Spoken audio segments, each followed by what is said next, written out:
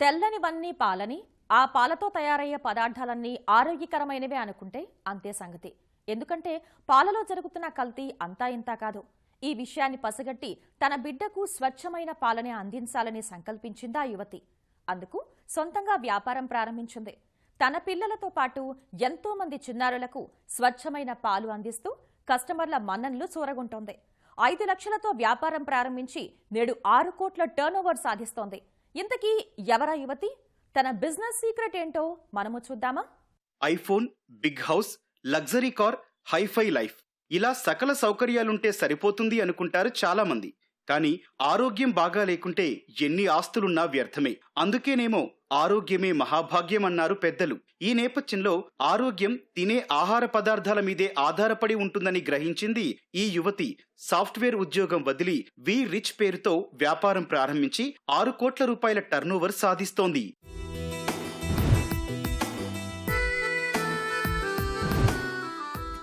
ఆరోగ్యంగా జీవించే వాళ్లే నిజమైన రిచ్ పర్సన్స్ అంటోంది హైదరాబాద్ కు చెందిన యోగితా జాహ్నవి. అందుకే వి రిచ్ పేరుతో వ్యాపారం చేస్తూ కస్టమర్ల మన్ననలు పొందుతోంది.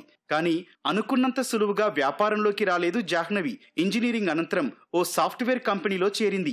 ఆ తర్వాత వివాహం చేసుకుంది. అయితే గర్భం దాల్చాలనుకున్న సమయంలో కల్తీ పాలు, ఆహార పదార్థాలతో అనారోగ్యం బారిన పడుతున్న చిన్నారుల వార్తలు జాహ్నవి చెవిన పడేవి.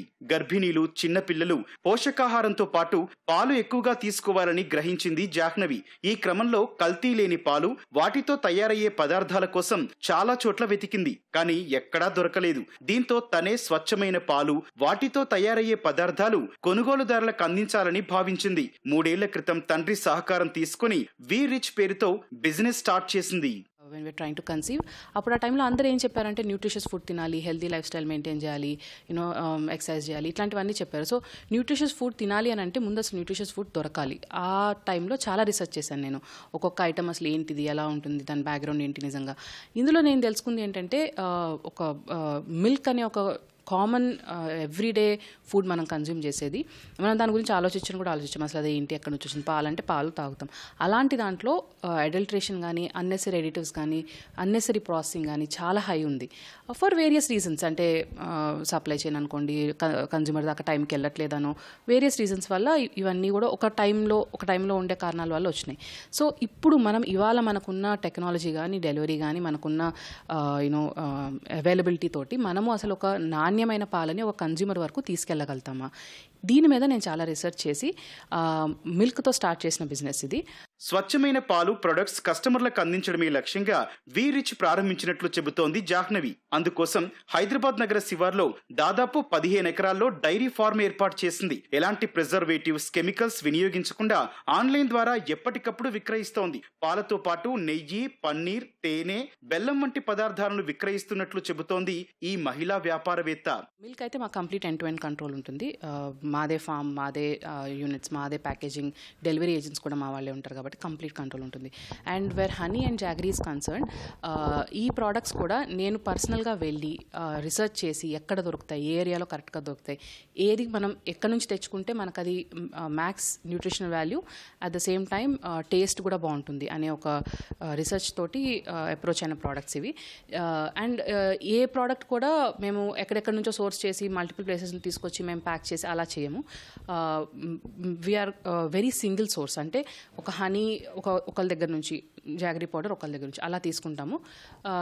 దాన్ని బేస్ చేసుకొని ఇంక్రీజ్ చేసుకుంటాము. పర్సనల్ రిలేషన్షిప్ బేస్డ్ ఇది. నేను వెళ్ళి వాళ్ళతో మాట్లాడి అసలు వాళ్ళు నాతో వైబ్ అవుతున్నారా, అంటే దట్ సేమ్ మెంటాలిటీ ఉందా లేదా, ఇలాగే చేయాలి, మంచి ఫుడ్ తినాలి, జనాలకు కూడా మంచి ఫుడ్ ఇవ్వాలి, ఆ బేసిక్ ఒక నేచర్ ఉందా లేదా అనేది ముందు అసెస్మెంట్ చేసుకొని then we take the product and test the product. అసలు అది ఏంటి, దాని బాగుందా లేదా అనేది చూసుకొని మేము దాన్ని యాక్సెప్ట్ చేసుకుంటాం. ఉత్తరాఖండ్లోని రైతులతో ఒప్పందం చేసుకుని ఎప్పటికప్పుడు తేనె తెప్పిస్తున్నట్లు చెబుతోంది యువతి. ఇనుప పాత్రలో తయారు చేసిన బెల్లాన్నే సేకరిస్తున్నట్లు వివరిస్తోంది. వీటి వల్ల పోషక విలువలు అధికంగా లభిస్తాయని చెబుతోంది. హనీ ఉత్తరాఖండ్ నుంచి వస్తుందండి, జాగరీ కూడా ఉత్తరాఖండ్ నుంచి వస్తుంది. హనీ ఇప్పుడు మనకి ఒక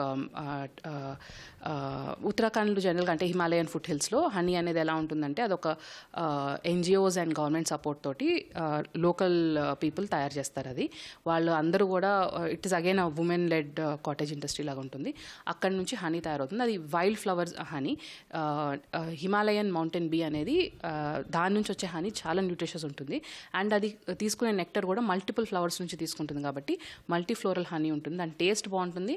అండ్ ఈ నెక్టర్ సోర్స్కి ఉన్న ప్రతి న్యూట్రిషనల్ వాల్యూ ఆ హనీలో కూడా మనకు కనిపిస్తుంది.